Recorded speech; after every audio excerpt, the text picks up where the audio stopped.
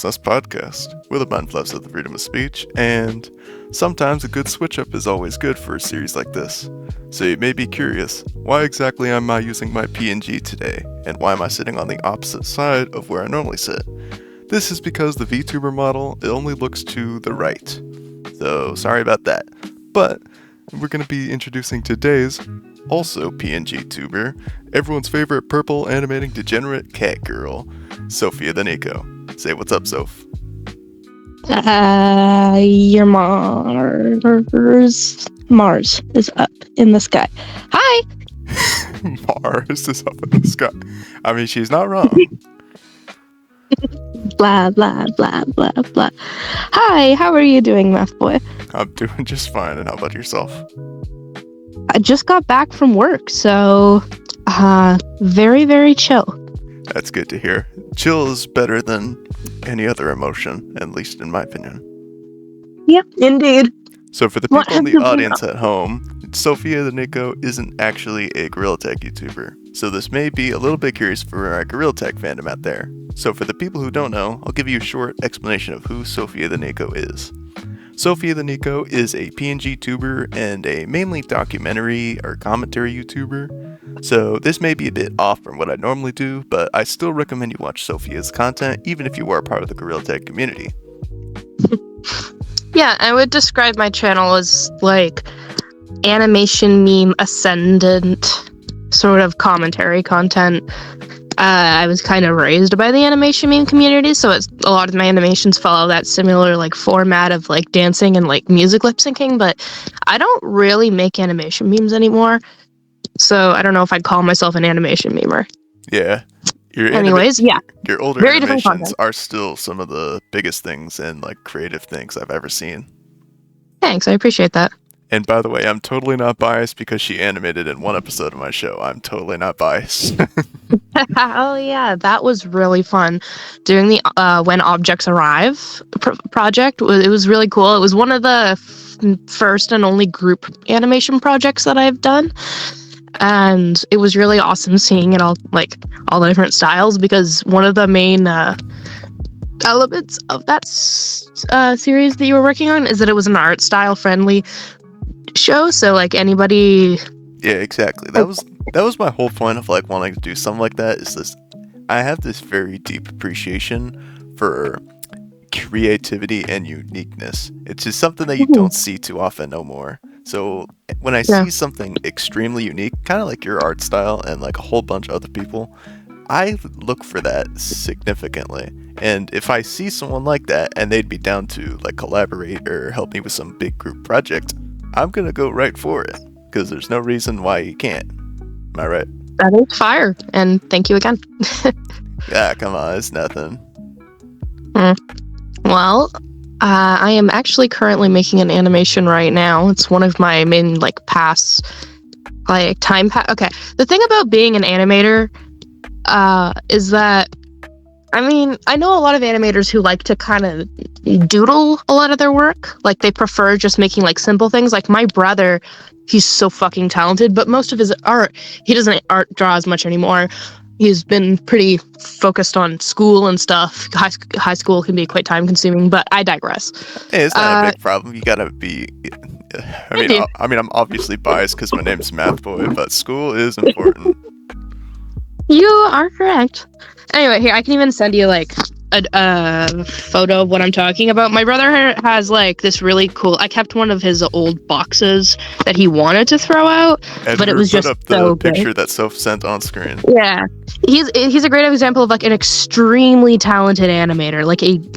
Very it's smooth, it's expressive, it's fantastic, but his animations don't take as long because his chosen occupation of stylism doesn't require it, which is not a negative thing whatsoever. But a lot of my animations require more complex movement and storytelling, just because that's my preference of self-expression. Mm-hmm. And for that reason, one of the things that takes a lot of time out of my day but keeps me sane, may I argue, it's my therapy, is making animations.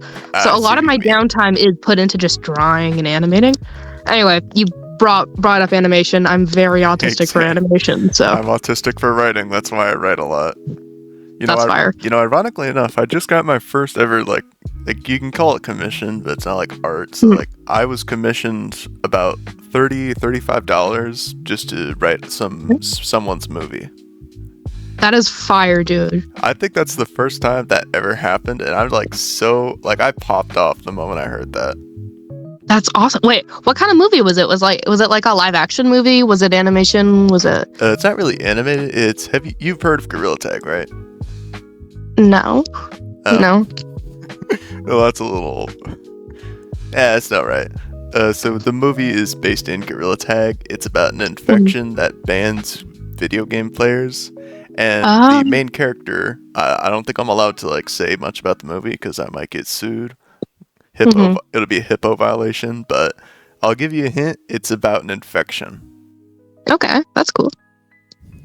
That's really exciting, honestly. I can't wait to see that. So it hasn't been produced yet because you haven't.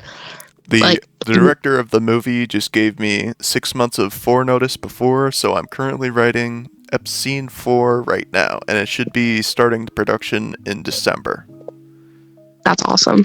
That is so awesome. You'll have to send that to me when it's finished, though, too, because like that's a big like career-wise, big step forward for you. Mm-hmm. Writing has been something you've been passionate about forever. So this is going to be really cool. Yeah, I like to write my own movies, but the first time that someone wanted me to write someone else's movie, it's just like that's something that you don't. That's like a dopamine boost you just don't get from stuff like that anymore. Indeed. Yeah, totally. Speaking of movies, I'm actually currently writing my second part to one of my biggest movies, The Dread of the Red Flag Reslaughtered, Part 2, The Mask of Ash. Oh, cool. Weird. That's awesome. I don't think you saw the first part, because I didn't know you made a movie. Yeah. It's not like a movie. It's kind of like a mini movie, but the two of them together is going to be like maybe half an hour, so we can call it a movie. Yeah, it's still a film, and it's I'm assuming you don't have like a big team, so actually I do. You do? Since last time that we met, I had a large animation business. Well, not business, it's more like a giant project, but that started slowly Indie dialing. project. So I just I kept the friends, but I just kind of left that part. But I decided to reinvent myself, and well, we're not going to talk about like all the bad stuff that happened in between, but it all got fixed, and I reinvented myself, got some new friends, animators. Now we're making a movie again. The world really is cupcakes and rainbows after all. Sometimes you think it's sunshines and rainbows. Sometimes. Anyway, folks, we're gonna be right back after this short commercial break. Fire. You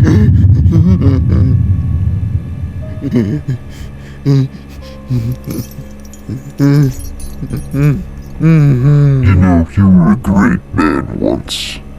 You used to love experimentation. Where did it all go wrong? All right, I remember. It was your fault. All of those faces, all of those people. You just killed them. Just like that. They're gone now. The day I found you, what year was it again? 1307. You were out on the streets, scrounging. You were nothing, and I gave you everything. And what do you do with it? You destroy everything. You know what? I'm done talking to you. Dispose of him properly.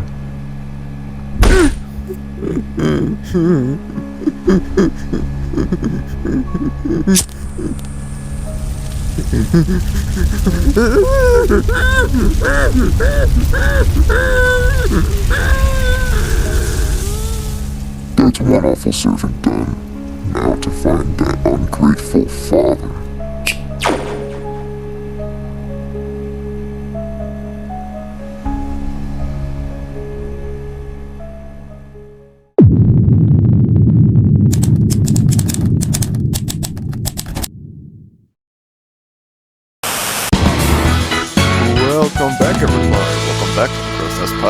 Now let's continue our interview. So what would you say is your favorite part about the YouTube? Just about like being on YouTube as a whole. Yeah, I say YouTube like I'm a boomer. The YouTube. I think that one of my favorite parts about like just browsing on YouTube is the diversity in expression and content creation. Like, there's so much variety. There's so much like to explore, and one of the things that's really nice I find about the internet actually is that it's the one place where you can hop on and just yap about whatever. You can just info dump like about whatever and like just add tags regarding the interest you're talking about. Because the only people, not the only people I guess, but most people like who are clicking on your video are going to be interested in the topic. They're going to like relate to those problems. Yeah, and they'll be eager to listen. So it's like, it's the one place that you can be as unapologetically autistic as you want. And I very much appreciate that. Hashtag autistic gang. Me and Soph are both autistic. Let's go. Indeed. Rhythm with the tism. Now that will be added to my vocabulary till the day I die. I just saw so I was sending my editor some pictures for earlier episode of my podcast, and there was just like this random picture on like Google Images. It was just like I think it was like a dragon or a dinosaur. It just said "risen with autism," and it was just rainbows. That is so real. That is so real. That's so awesome. Yep. I can't believe that was like one of the first images that just popped up. That is not complaining. I'm not complaining either. It was a funny image. Indeed. So it's not. Yeah, that's another thing that's nice about the internet. Actually, is you can find like relatable humor on there. Anyways, what were you gonna say? You could find anything on the internet. Some for better, for worse. And I interest you in everything all the time. Oh, I love that song. It's so fire. I know. So, how exactly did you come up with your avatar? It's pretty out there. I want to know all the details. Spill the tea, sister. It's just me. That's it? Just you? It's just me. Do you want to see my ears? Or it's not really a collection because I didn't collect them. I just made them. But I can show you. That sounds like something a psychopath would say. Here, my ear collection. That's so bad out of context. That sounds so like I don't know, edgy. Yeah, sure. You can show me. Editor, put up the pictures. All right, I'll send them to you. Complete silence. I am focused on making sure the camera does justice. Otherwise, they'll look like hairballs. Bright, pom-pommy hairballs. Regardless, the camera will not do justice because the lighting is bad and the camera is bad, so ignore it. They look nicer in person. That's fine. Editors, you better make them pictures look good or you're getting docked 50 cents. Oh, fuck, man. Don't worry. She gets paid. Don't worry. I believe you. I think. No, I believe you. So what's your opinion on video games? We see you do some Minecraft live streams pretty often. What's your opinion? I love, well, that's another thing, is video games also are a very, I guess, like, broad sort of genre of entertainment, because, like, there's, like, visual novels, like Doki Doki Literature Club, that are still considered video games. There's, like, sandboxes like Minecraft, and there's, like, RPG, like, there's so much variety that I guess it depends on the video game. I find first-person shooter games to be kind of dull, but that's just a personal opinion. I find they get agree with that one. I don't like a little repetitive. I don't like a bunch of first. There's only one exception to that. It's a Pavlov. It's like a Call of Duty remake in VR. Like, it's so fire. Okay, that sounds kind of interesting. So speaking of VR, what's your opinion on VR games? I have no experience with them. I'm kind of, I guess kind of a boomer when it comes to video games. I still mainly play like Super Nintendo 64. Super Nintendo 64. Nintendo 64 games are fire. They made remakes of that for the Switch. They do, yeah. But like my dad has the like he still has his game collection from when he was a kid. So he has like one of the like first Ocarina of Time games like ever made, like the first copy, like the first release in like gold or something. Well, it's not literal gold. It's just it's literally just painted gold. It's nothing. Like Nothing. 24. It's not made of all gold. I have the one and only 24 karat gold ocarina.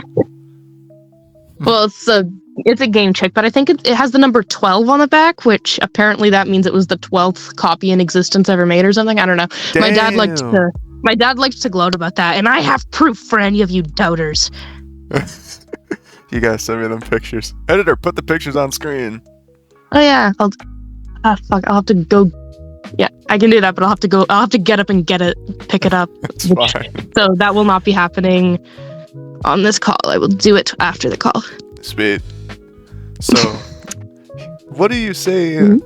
Okay, so let me just do this warning right here. So, for the viewers watching this video, this may dive into some bit of darker topics. So, if you're not a big fan of dark topics, you may want to skip to this timestamp right here for the list. So, I'm just gonna talk about the elephant in the room. Why exactly did you stop doing commentary videos? Oh, I'm not planning on stopping commentary as a whole. I actually really like commentary. I'm just stopping, major trigger warning here for, like, abuse, I guess. Like, child abuse. I'm going to stop making content that centers around, like, exposing pedophiles. There are many different reasons. I mean, I can like go over them quickly. One of them is because it doesn't actually get predators in jail. Like, yes, it's beneficial to have predators' dirty laundry out on the internet, but it doesn't actually put them in jail. So it just feels kind of like a waste of time. And it also is just really bad for my mental health. I have yet to find like a creator. I'm not going to name anybody, but I have yet to find like a content creator who centers their content around exposing pedophiles who isn't a weirdo themselves, unless they also get like mentally drained by it. Like, if you're not mentally drained by documenting the worst of humanity, I'd find there usually is something wrong with you. I think there's I think there's only one exception to that rule, and that's Gideon. If you ever seen Gideon before, he's an amazing predator catcher. No, I haven't actually. To be clear, though, that's well, to be clear, that isn't to say that every single like pedophile catcher out there is a weirdo, because that's really not accurate at all. It's just the people who I've noticed who are able to do it without getting affected at all have, like, I have experienced consistently, they tend to exhibit other red flags. I see. It's not like it's not like you get to just start like pointing fingers at like pedophile hunters, because that's not fair. I just to make sure my word doesn't get twisted into like a hate campaign against innocent people. But anyway, yeah. I'm not going to stop doing commentary, just I'm stopping that. I've maybe one or two, I think two more videos about two more bad individuals that fall into that category that do need to be called out. But the reason why I'm still doing those videos is because I agreed to do them a while ago. And I'm not going to just go back on my promise. I'm just not taking on any more cases. Yeah. After those two people, because like I don't want to not go through with my promise. But other than those two cases, I'm not taking on any more cases. That makes sense. Anyway, I'm pretty sure seeing stuff like that on a pretty much a weekly basis would definitely drain me. It's like. Yeah, I already have enough on my plate when it comes to things like predation that I had to be on the receiving end of. So I don't like I'm exhausted and I can't do it anymore. All right. So anyway, what was your opinion on me when we first met? And by met I mean like online, not like in real life, but like met. I feel like I told you when we first had a conversation, it was about people slandering you. I remember that. You can go into information about it. You can cut that out if you don't want to. No, that's fine. You can honestly just keep it in. It's been like 2 years since it happened. I don't think those people are after me anymore. You know who All you right. are. Well, yeah, I remember just people came up to me with like really, really hazy, poorly put together information that painted the picture of a teenage boy being slandered by a woke mob. So that's the only first impression I got from you before speaking with you. I was just like, what is this? Anyway. And then I think afterwards, I said, oh my God, you're so silly and autistic. Like I said something like really unfiltered. And then you were like, what? Why did you say that? And then I was like, damn it. I really was like a little just a couple of like years ago. I really was that bad. Well, I wouldn't say you were a said something extremely unfiltered. The thing about me is I'm the opposite of like, I mean, I was more when I was younger, but I'm on the opposite side of the autism spectrum that most of like the art commentary community is, where rather than being like really hypersensitive and rather than having like a lot of really intense rejection sensitivity, which is like one side of the spectrum, I'm on the opposite side where I'm like a little bit insensitive at times. And then I've gotten insensitive a bit too, but like I don't do it on purpose. It would just kind of like come out. Exactly. It's just the way that a lot of I guess it's a personality thing, but the way that a lot of my autism manifests is I'll say things that are a little bit insensitive, and then it'll hurt people's feelings when I wasn't actually meaning anything by it. And yeah. We are both on that same spectrum on that end. Definitely. It gets a little awkward around like art community furries though, who I've noticed they tend to gravitate more towards like being more rejection sensitive, which is a like autism ADHD trait. Yeah. The most heartbreaking thing that happens to me is when I lose friends. Even if I don't like them that much, if I talk to them regularly, I will like I like have a mental breakdown like, oh, these friends aren't talking to me anymore. I'm a little sad. Little sad boy hours. Yeah, I experienced that as well. Quite often actually. Excuse me. Excuse you. So what would you say is your biggest like exposed commentary video? Well, it seems like the only thing that I've really exposed on my channel is just like predators. I've never really like taken it upon myself to make it like expose videos on just people for being shitty people. That's never really been my thing. No, that's not like what I meant. I mean, like, of all the videos you made, who was the worst one? Well, that's what I was gonna kind of get into. Oh, okay. They're all child abusers. So some of them might have like a higher number of victims, which the highest number of victims would be Nekozuna, but I try not to like label one as worse than the other. They're all bad. Yeah, that's a fair assumption. Well, it's not an assumption, it's a fact. Yeah, it's just, none of them. They're all pieces of shit. Bonk, go to horny jail. Well, I don't know.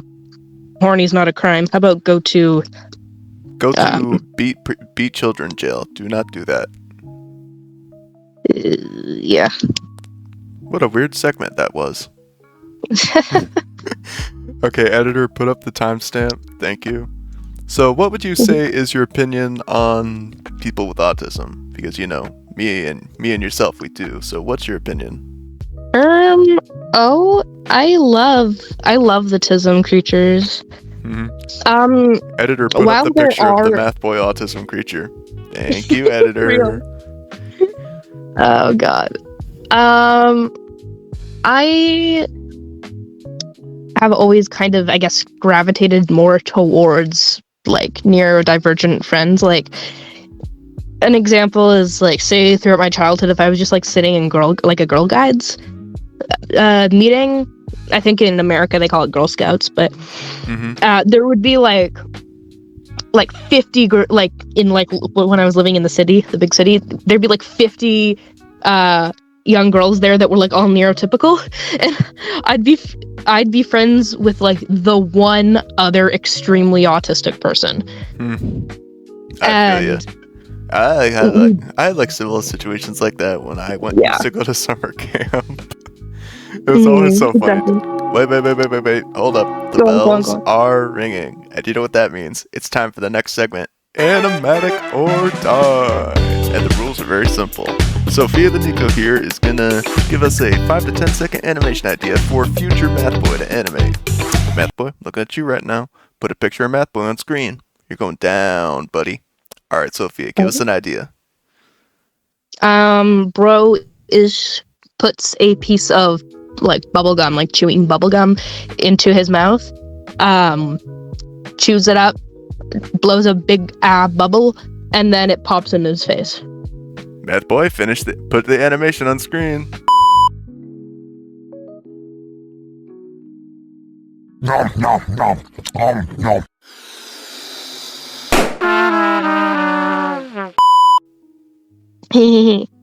Bruh.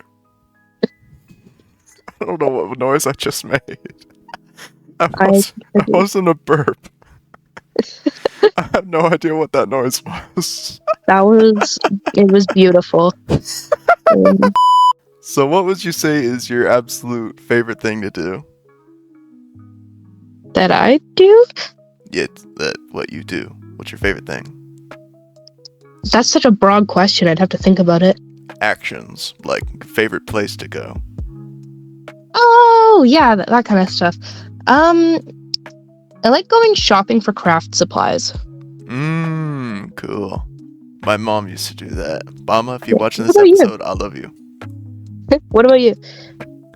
What I like to do is just like, I'm kind of like a big back editor. Don't put up that video on screen. But like, I love food. If there's anything I could do with food, I'm gonna figure out how to cook it. I'm gonna look up YouTube tutorials. If I can't figure it out, then I failed myself because I just love food so much. I fucking love food, dude. Oh my god. I don't live to eat. I eat to live. Wait, no, it's the opposite. I live to eat, not eat to live. That's so real. Food is so much fun. It's just such a I guess stimulating experience. I totally agree. It's just like the sensation of focusing on flavor is really satisfying. Mm-hmm. What's your favorite type of food? Because me personally, spicy and sour are my favorites. Savory. I like sushi. Sushi is my favorite kind of food. Oh, I love sushi. Sushi is my all-time favorites. Sushi, my beloved. Sushi is top 5 or even top 3. Because steak is up there, and chicken is okay, but you can never go wrong with sushi. I do love me a big juicy steak, but I would not put it up there because although I do love all food, so I'm kind of like a carnivore. I just eat. If I see steak, I'm getting it. If it's in budget. I find meat to be quite addictive. It is addictive. It is very addictive. It's very delicious. Remember, kids, eat steak. Don't do crack. Steak is better than crack. Steak is definitely better than crack. I mean, yes, too much meat can create health some issues, organ problem just because we need a balanced diet, although steak can be very good for you. when you consider it, what would you rather have? Die by crack or die by steak? I don't know which way I'm going. Oh god, one of the deaths really goes to show my mental illness overtly. Meanwhile, the other, while dying of eating too much steak I would feel like I would have a little bit more dignity. But if that was the way I had to go out, I think I would have lived a good life. If that's how I went out. Yeah, exactly. I guess I would rather people not know about my non-existent crap action. Editors, blur that out. Yeah, I better make sure that bro can monetize this. Don't worry, I'm not getting monetized anytime soon. Unless you go to our Ko-Fi. Go subscribe to our Ko-Fi right now. Wow. What do I talk You about? apologize for making dumb noises. I just encourage it. Exactly. I'm kind of like the dude who's just over apologetic about stuff. Even my own mom tells me I say sorry too much. That's the real help. You know when you say sorry for saying sorry, someone's like, you say sorry a lot, and you're like, oh, I'm sorry. Exactly. That's the immediate first thing I say when people say I say sorry too much. It's either like my bad or sorry. Like which are one of them. I don't say sorry too often, but I do say like stuff like my bad or Real. yeah. That's the only one I know, just my bad. My bad. I've noticed, and I think that this is, I mean, speaking of being autistic, I think this is a form of masking where it's not uncommon for autistic people to like use not a catchphrase, but like they like think of a more casual way of apologizing, and then hope that, and then like overthink how they responded to something. Like, should I have said, "Oh, I'm sorry," or should I have stuck to the whole "Oh, my bad" thing? Like, because they'll like overthink like how things can be perceived. Yeah, I got like a hard problem with that, but like I still say sorry or my bad anytime. Yeah, like I feel like that's also a thing I'll say. I'll be like, "Oh, my bad," like hoping that saying "my bad" will sound less, I guess, pathetic than "I'm sorry." And that's not to even say that saying "I'm sorry" is a pathetic thing. It's not. It's brave to apologize, but like that inner voice, because everybody's worst critic is their inner voice. So like, I find with like a common experience that a lot of like neurodivergent people have, is we'll like, I guess, overthink how we can deliver a point, and then like shame ourselves for not doing it correctly, because like because we need to feel like we're in control of how people perceive us when we're really not, because our social filters are so wacky. It's like we're so genuine that some people don't know what to do with it. Yeah, that's like sometimes I just don't live stream because I know for a fact the moment I say something wrong, someone's gonna perceive it the wrong way and then just start attacking me. Right. Or you've experienced trauma from being attacked, and you're mixed with your autism, you're trying really hard to prevent that from happening again. So you're trying to make sure you only live stream when you feel like you can adequately mask. I don't know. That's a theory. I do that. I got enough trauma from being attacked. I'm not trying to like make it funny, but like I have. But just I'm not trying to like blame you guys. I've seen it. It's just still. I've seen it. When you're actually a good person, and like the things that people like say about you are super inaccurate, and they're like as bad as what people said about you, it like it lowers your self-esteem, because you actually, the thought of actually being that is distressing. Like when you're people perceiving you that way. Exactly. When you like, it's kind of like Jax from like the Imaging Digital Circus. You're mad all the time. You're eventually going to be perceived to everybody as mad. But when you're such a good no, wait, I forgot that. Jax is a bad person all the time, so when he acts good, it's more noticeable. And when you're such a good person like me, #always good, let's go. Anyway, when you're always so good, the moment I say something that someone doesn't agree with or someone would perceive as bad, then so many people start realizing it, like, oh my god, Math Boy said he likes Trump, cancel him. Yeah. And stuff like that. Damn, canceled over a political something like that just happened. Oh, it did? Oh, right, I remember that. Not gonna say any names, because nobody better go attack this man. But I'm not gonna say no names, because I know what you guys are like. Not saying I mean, I pretty harshly dislike Trump, and there's nothing wrong with that. Canceling you. Yeah, like there's nothing wrong. You. I personally think Kamala is okay. This segment has been blurred out for the moment as it dives into topics that don't abide by YouTube's community standards. Our apologies. Let's get out of the political state and let's go back into something more fun. Like autism. Let's go. Autism. More autism, baby. Actually, no, give me less autism. But yes, more autism, please. I don't know how to stop the autism. No one does. As you've said, my avatar's pretty out there. Mine's out there too. I think ironically enough, the person who made my VTuber model like gave me the, you know like that meme with the dude like wearing the jacket. It's like straight versus gay. He kind of made my shirt. Yeah. Kind of made the shirt like the gay option, which I don't mind. It looks pretty cool, but I like it. No, I'm not homosexual, but there's nothing wrong with flecking men. I'm not trying to say that just because, like, don't cancel me, please. But, like, it's fine. I mean, indeed. The idea that somebody else is like who they choose to love and who they choose to spend their time with is like there's nothing wrong with that. effective. It's like socially impactful. It's hilarious. Exactly. Like, there's nothing wrong with liking another man. Like, Indeed. it's not harming me. It's just, if anything, it's harming an ego of somebody's. Like, it just doesn't matter. Just love whoever you want to love. Love is love. Indeed. This is going to be like a 40-minute episode, so we're going to end this right here. So, Soph, what do you want to say to all your fans that are probably not watching this episode?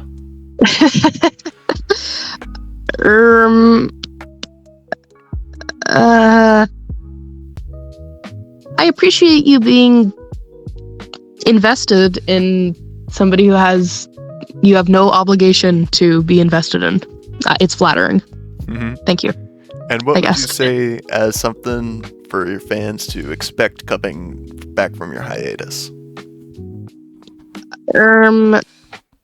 Animation.